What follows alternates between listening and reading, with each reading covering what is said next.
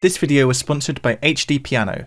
Paranoid Android is surely Radiohead's magnum opus, a 6.5-minute episodic song featuring wild changes in mood, tempo, key and time signature. The song opens with this repeating 6-bar chord progression. Despite starting on the chord C minor, this section of the song is actually in the key of G minor. This chord progression is ultimately a move between the 4th chord of the key, the 7th chord, the tonic, and then the natural 6th degree. I.e., usually in G minor we'd have E flat here, but instead we have E natural. Underneath these chords we also have a melody weaving below them, effectively inverting many of these chords, creating these slash chords.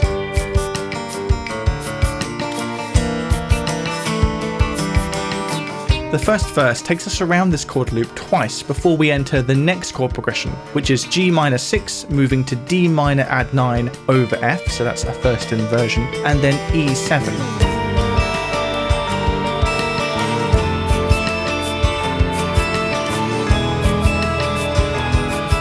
This is effectively a 3-bar loop, although on the second rotation we hang on the E7 chord for twice as long, so the entire loop is 7 bars.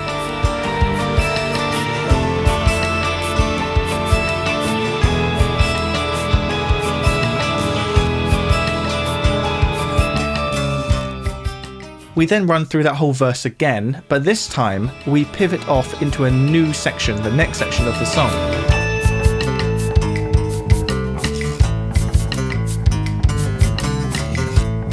And this next section is in a different key, it's in the key of A minor. But this key change is made pretty smooth by the use of this E7 chord. The E7 chord was there already, effectively serving as a chromatic chord in the key of G minor, but now it can work really neatly as a pivot chord to pivot us to our new key of A minor, because E7 moving to A minor is what we can call a perfect cadence, a 5-1 movement, a really strong type of cadence that can make the chord we land on, in this case A minor, sound like the new tonic.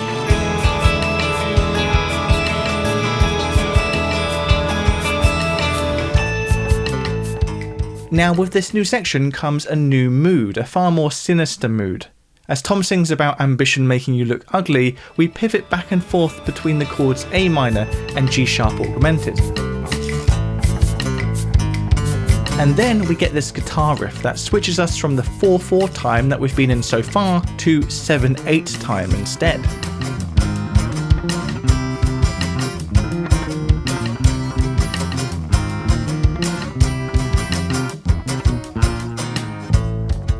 Seven 8 time only has 7 eighth notes in it compared to 4/4's 8 eighth notes. So switching to 7/8 from 4/4 makes it sound like the last eighth note of the bar is getting cut short. It creates almost a skipped record effect.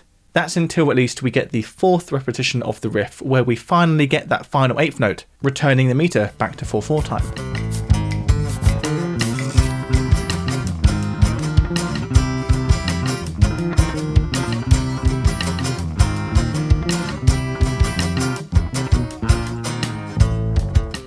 From here we switch back and forth a couple more times, from Tom singing over that A minor to G sharp augmented vamp, back to that 7/8 guitar riff, and at one point the intensity suddenly leaps up 2 gears, from subtly spiteful to outright hostile.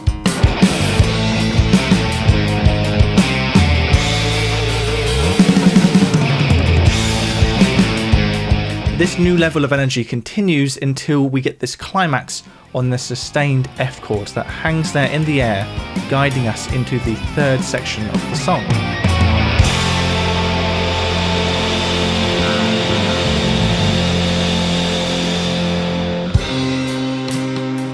This new section is a stark contrast from where we've just come from. The tempo has dropped by at least 20 BPM and we now settle into this new 8-bar chord loop. This new chord progression is very distinctive, and I would wager that this 8-bar chord progression has never appeared in any other song.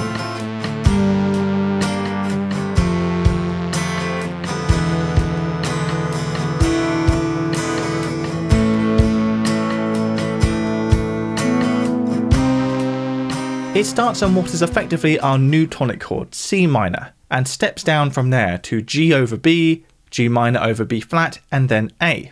Then from the A chord, we perfect cadence to D minor a couple of times. So we're moving back and forth from A to D minor twice in a row. And this effectively changes the key to D minor because we keep perfect cadencing back to D minor, treating it like the new tonic chord. And that makes sense when we look at the rest of the chord progression, which all fits neatly into D minor. And just like in the first half of the chord progression, we are once again stepping down through these chords: F over C, B flat, F over A, G minor, F, and then down to E.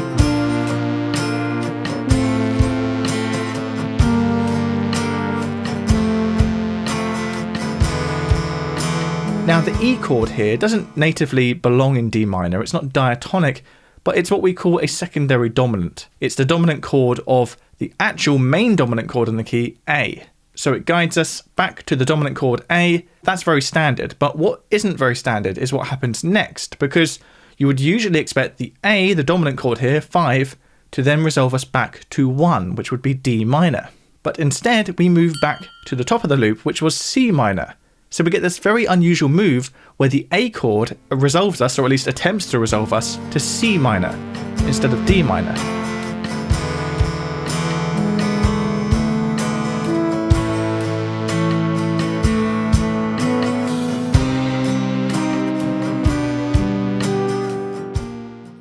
One of the best ways to understand how a song works is to learn how to play it. And you can learn a whole range of Radiohead songs on piano right now with HD Piano. HD Piano is super accessible even if you've never played piano before. You don't have to read notation, all of the songs are presented in these easy to follow tutorials with the notes falling from the top and clear instruction given from the tutor. The songs are all broken down into a series of tutorial videos covering each section of the song so you can master it bit by bit. And of course, if for some odd reason you're not content just playing Radiohead songs, their library features a massive range of artists. To check HD Piano out today, follow the link in the description. Thanks very much. The perfect cadence from the secondary dominant E to the dominant A sets our expectations up to then move to the tonic chord D minor, but instead we land a tone below, so we get this sinking feeling, which happens at the start of each loop. We're effectively suddenly sidestepping into a different key. To get a better idea of what I mean here, this is what it would sound like if the A chord did resolve to the more predictable D minor rather than C minor.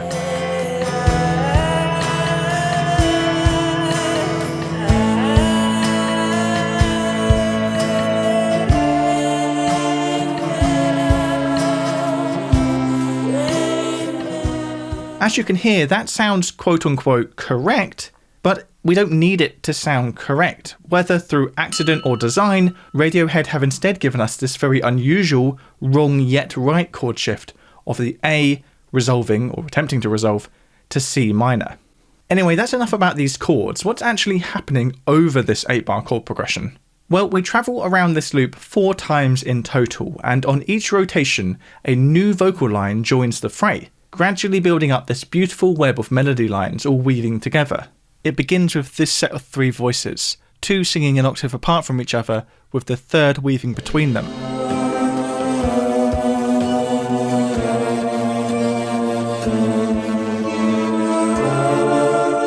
Then on the second rotation, they're joined by this voice.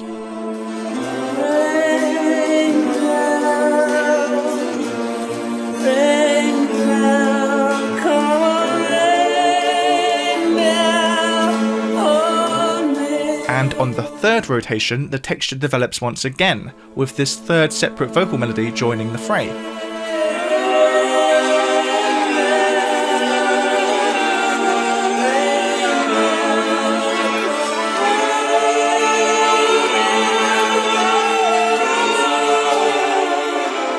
And on the fourth and final rotation, we get yet another voice adding into the texture.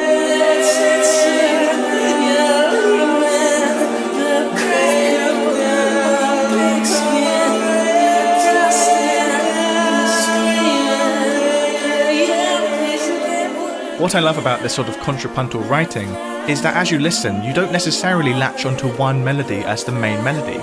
Your attention sort of begins to split between the different lines, meaning that with each listen to the song, you might actually get drawn to different melodies in the same section.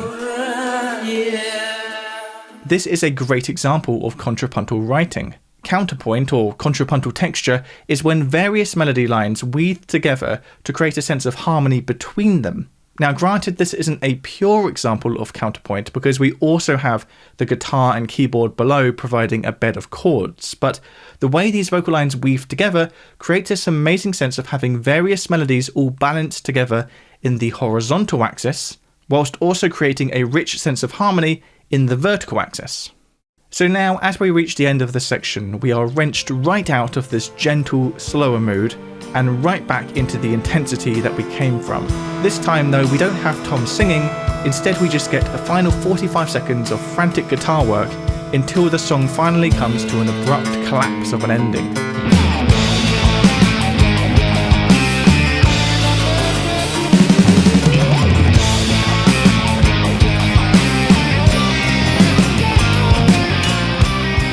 So that's Paranoid Android, one of Radiohead's most iconic and elaborate songs. This video was actually made in collaboration with Produce Like a Pro, who recently made their own video on this song, and I actually contributed a section to that video as well. So if you'd like to learn even more about this song and particularly the context in which it was made, then do check out that video on Produce Like a Pro's channel, which I've linked down below.